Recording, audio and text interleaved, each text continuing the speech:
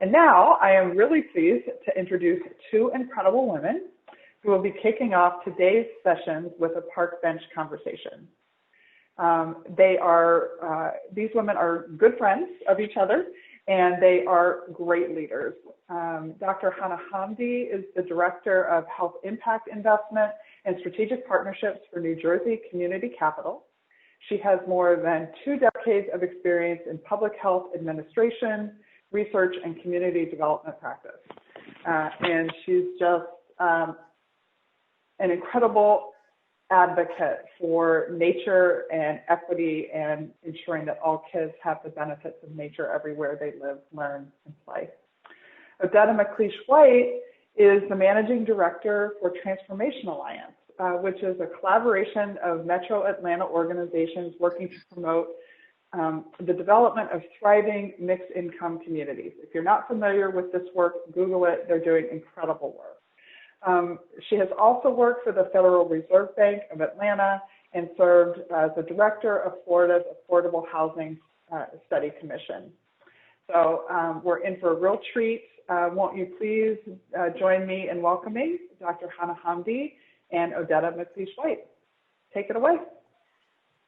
Wonderful. Hello. Hello, Hanaa. How are you? Thank you for that amazing introduction, Sarah, and to everyone that's joining. It's so it's still surreal to try and think about people watching, but Hanaa, I'm going to focus on you. We were here to talk to each other today. How are you? I'm doing well. How are you? And Sarah, thank you for that introduction. It's great to be here. And so it's a good day. How are you? I'm hanging in there. Lots of things going on, and we wanted to start this discussion, right? Just with a little eye to eye, so to speak, of connection between you and I. I was thinking about this opportunity today and remembering Salzburg. And when I think back to, the original plans for this discussion were for you and I to be near one another more physically. Yeah, absolutely. We were pushing to see if we could borrow a park bench from somebody and really kind of lean into that whole scenario. And then I started thinking of Salzburg, where we met, and the beautiful natural setting of the lake and those mountains in front of us and the seats that we could have been in.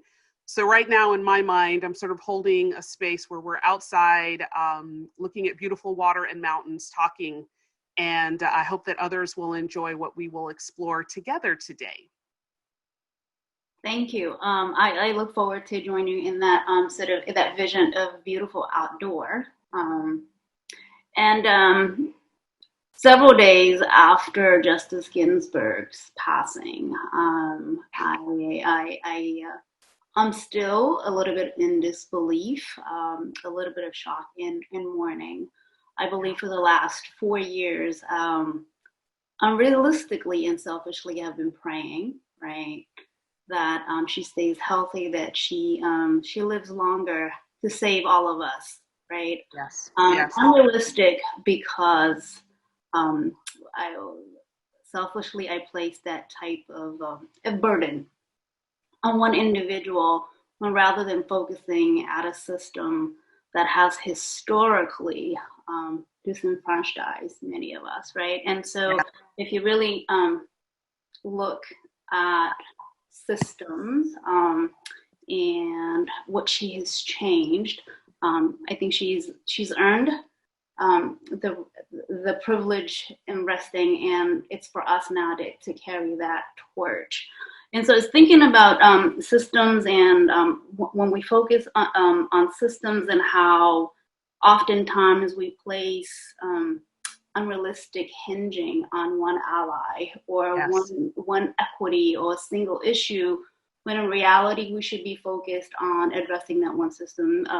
The justice system, we look at 9 very rich, often older men to interpret a slave era document and have sort of this astonishing power to rule 300 million people. And so then if we look at systems and we hold that parallel in system of environment and nature, today I'm hoping that, how can we step back and look at how we can provide a lens into how systems work and how we can change systems in the same way that, and maybe I'm just,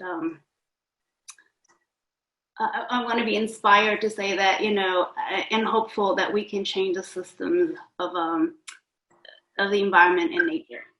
Yes, yes. One of the really beautiful memoriams that I was seeing to her was, to say, may her memory be for a revolution and for a blessing. And I hope that we will take the time to mourn and recognize her, Justice Ginsburg, as a human being, right, who lived a whole life and created a family just as she worked on behalf of justice issues.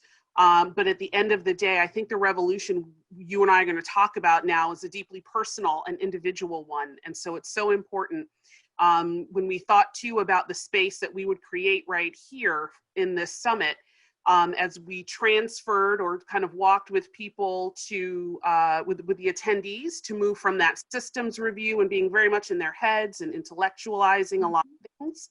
And now we're stepping into, they will be stepping into action items and into imagining new ways, hopefully, of doing things, that we want this to be a bridge that brings kind of a heart space into their space.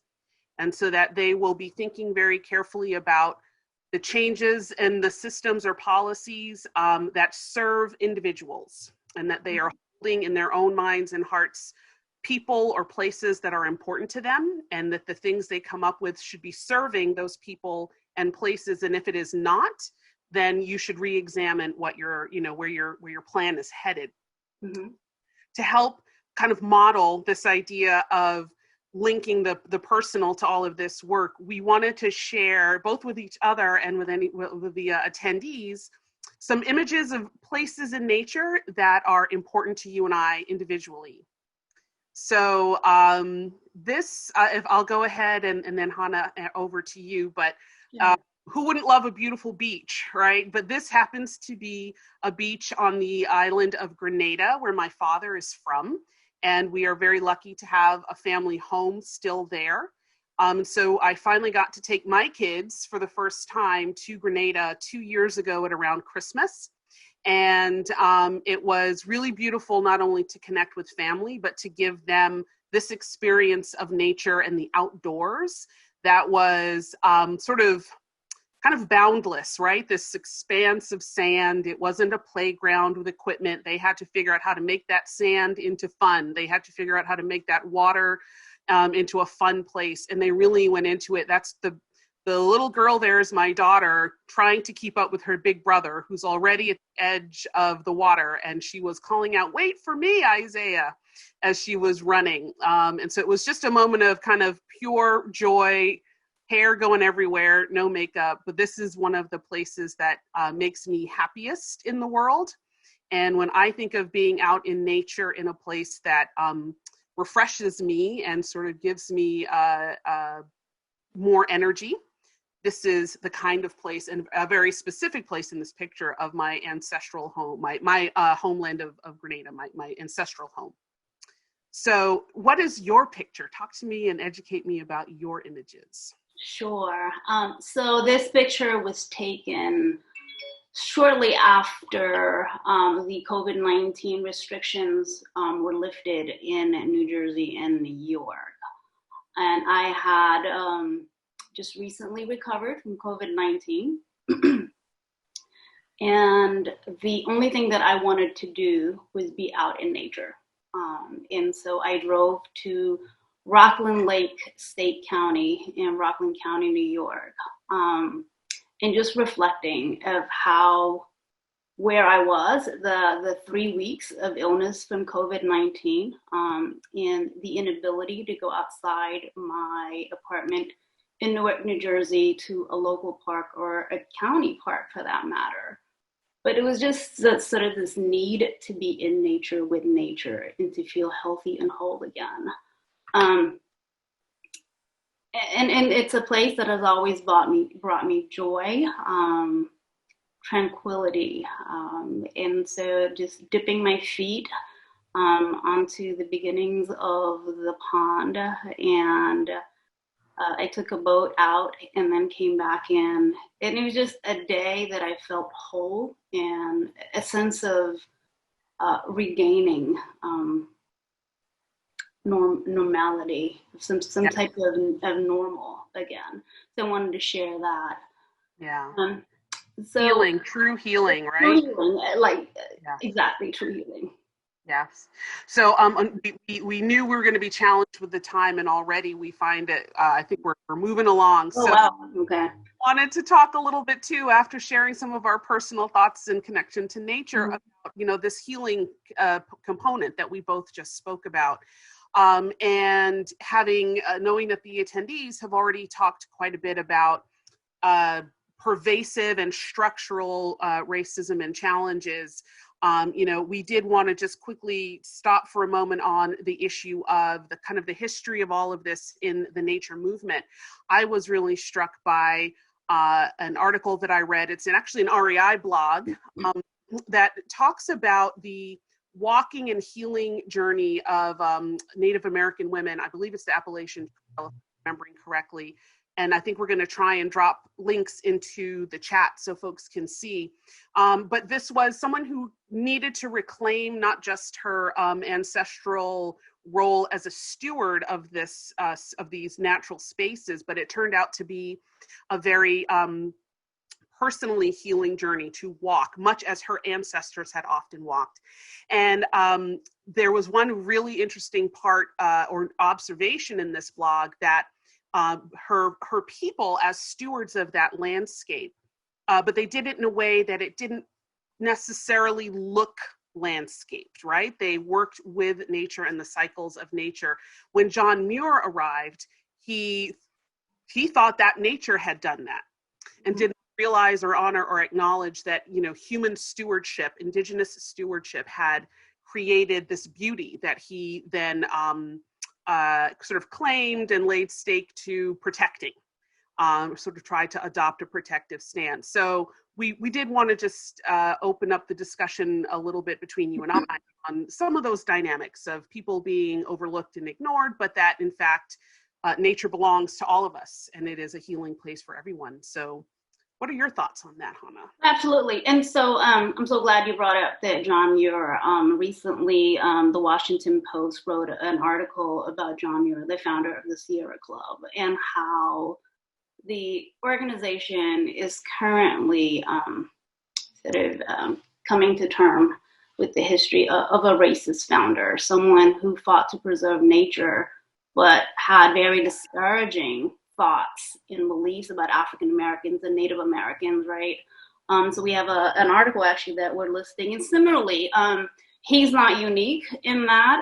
Madison Grant and Olmsted Brothers, all those who created the National Park Services and then the Central Park and other many great parks respectively. But why is that important now, right? Particularly in this moment, as we're moving through these collective examination of injustices, right, against Black people, from health impact disparity of COVID-19 on Black communities, to sort of the dubious crime of bird watching, to horrific acts of white supremacists and police, terror and violence against Breonna Taylor, George Floyd, Ahmaud Arbery, and so many other Black bodies, right? And it is just painfully clear that the anti-Black sentiment that bred these early institutions that we're talking about, so these conservationists, that bred of slavery in the US remain deeply embedded in the structural and institutional racism that perpetuates anti-Blackness and anti-racism in almost every sector today, right? And then for those of us who are in organizations committed to social and environmental change, unbiased or conscious bias, racism, and anti-Blackness in our own programming, grant-making decisions, hiring, promoting, compensating, and even recognizing that these are all residual of this peculiar institution and rootedness, right? Yep, yep. And we will share some specific ideas on how to tackle that. But before we do, we also wanted to offer to those listening to our conversation to think about, as much as we have shared places that are healing to us in nature and that we cherish, an unburdened relationship with nature is actually a form of privilege. Mm-hmm.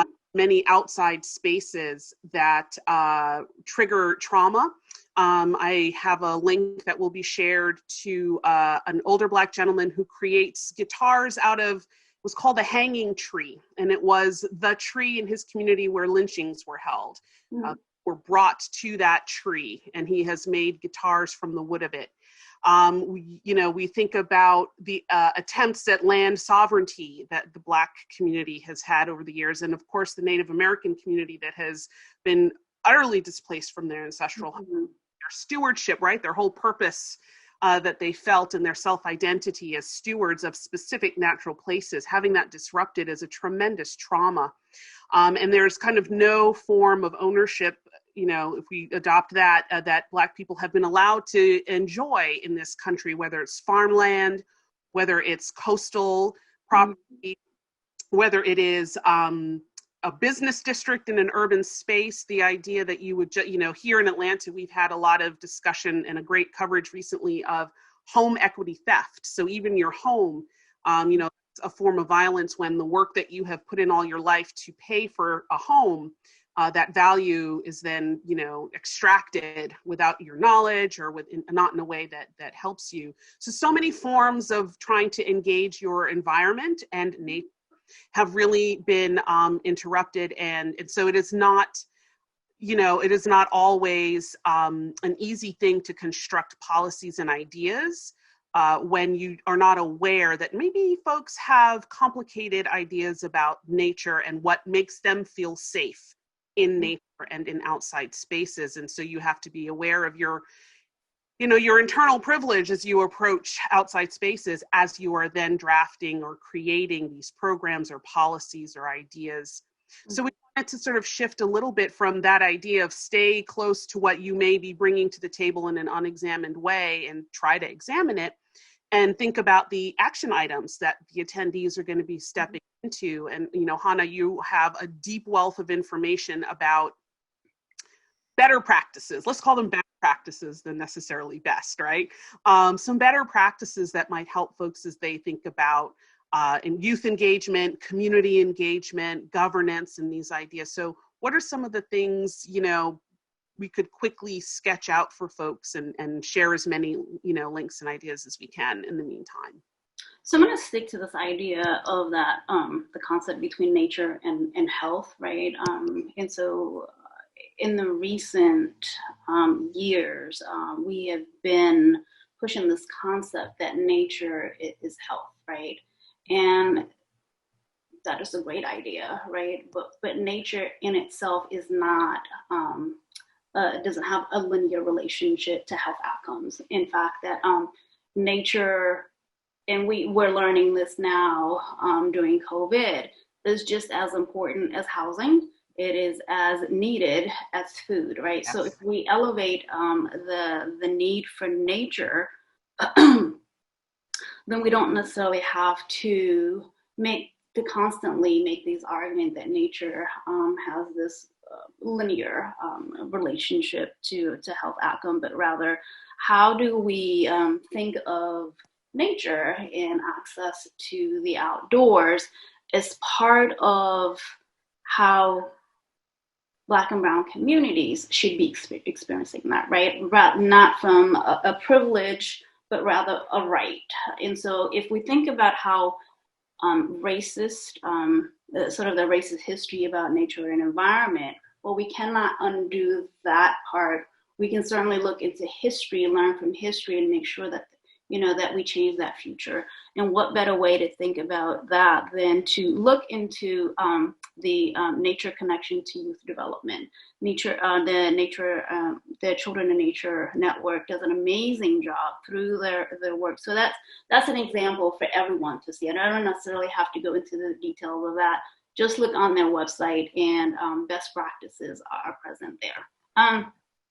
But what I want to look at is sort of how governments, right, can look at sort of this connection between health and nature and examples of best practices. About a year ago now, the Milwaukee County just declared racism to be a public health crisis or an issue, right? And it's been a common practice for government leaders to consider communities' social factors of poverty, housing, quality of schools, and its racial breakdown in an effort to make sort of these lasting improvements in health equity. But Milwaukee took that a step forward and actually wrote a declaration of how racism is at its core of, the disparities among its Black residents. And so if you look at the county, right, they have these troubling statistics within a zip code of Milwaukee. They're cited for having the nation's highest rate of incarcerated Black men, right? And then it's all similar data statistics with infant mortality and the quality of Black mothers' maternal health. And so these are not coincidental, right? So where you need for Black people to be healthy, there's also a need for affordable housing, for food, and access to nature. And so whenever we start to think of how we can better improve the quality of the health of Black and Brown communities and Native people, then the idea isn't necessarily to push for one single equity, but rather to hear and listen to people and what is needed. Most recently, I've sort of been reading and seeing how many green organizations are sort of pushing this idea of bigger parks in urban communities, right? And so that is just very discordant with what the realities of the communities are, right? So when you have, communities that are hungry and you have housing shortages and increasing in homelessness, right? The idea that you want to have bigger parks is just it's sort of a tone deaf to the realities of the people and what they're struggling with today. And so if we look at best practices, one way is in what Milwaukee County actually did is actually took a survey and took a survey. They talk to people. Nice. Talk to people. Listen to people. So data was important, right? And data was. And so where that declaration doesn't necessarily allocate some funding, and I think that's, and so we want, to make anything in the books and make it legitimate, budget should be part of this racial equity, right? And so Milwaukee, that declaration was the first step. And what it does is it allows it promises to assess the internal county's policies for racial biases. It mandates training for the county employees and expanding how racism affects the county's workings, sort of the inner workings, and how they do that work within Black communities. So that's one example of how city governments and counties can work together with community to look at racial determinants of health. That's great. We're already coming up. We said this was going to go fast, and it is going so fast. So for everyone that's sort of participating and listening, things about talking to community, right? If we're going to think of where and whatever you're about to discuss in your action item, where can you authentically reach out to community, build relationship in places of trust where people will tell you the truth, right? And not sort of put on their code switch moment and tell you what they've been trained through many things to tell people, white people, and to tell people in power places. Consider your hiring, the way you're building out your organization, to think very carefully about not tokenizing or re-traumatizing people of color that step into your organizational structure. Those are all questions to ask. We wanted to end, again, kind of leaning into our nature for all starts from the inside concept for this discussion, with sharing in closing a framework for the analysis of power and privilege that Hanaa and I worked on with several other amazing African-American women and international friends in Salzburg. There is a link going into the chat to the specific full statement.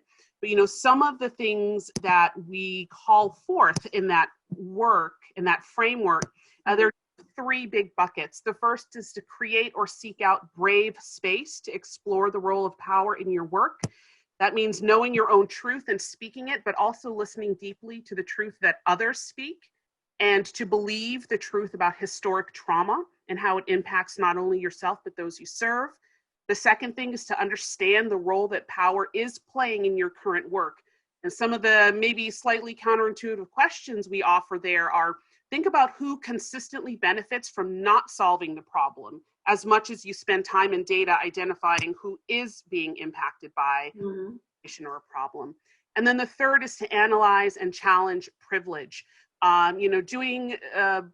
Doing exercises that unpack your own specific privilege, the ways in which you individually carry privilege, but also the ways in which sometimes your privilege doesn't protect you from anything. I think I'm a very privileged Black woman in this country, and none of it will protect me from the grief of having my son shot if somebody misinterprets him in a space. That the privilege does not serve to protect my family in that way. So thinking about the cycles and actions that we repeat, will your procedure or policy worsen or help to help existing disparities? And if the problem was solved, did the group or process return to the norm, or did you actually begin to shift what people are experiencing in real life? So again, all of that is outlined more. I would love to sort of end with sending love to you and Hanaa. Anything that you want to say about the framework before we sort of blow kisses to each other and return the mic to Sarah? I just wish that people could really examine this framework and see how it could be applied in all aspects of the action steps that Monica laid out to yesterday. Right. Finding levers and such. Great. We hit 1:30. Look at us. Go, go, go. Hanaa, it's so great to spend with you in any way that I can get it. Take very good care of yourself. Continue to heal physically and emotionally from your brush with COVID-19 and your journey. And I love you. So I love you. Thank you for this great opportunity. Look forward to next year being in person. That would be a blessing. Thank you. Sarah, back over to you. It was. Thank you both for just that. It's so hard in these virtual spaces to find that real connection. And so thank you for being willing to allow all of us to participate in what was a very intimate conversation, very thought-provoking, and some really great specific suggestions on what we can all do. So thank you for that. Hanaa and Odetta, have a wonderful day, and thank you again for sharing this time with us this morning.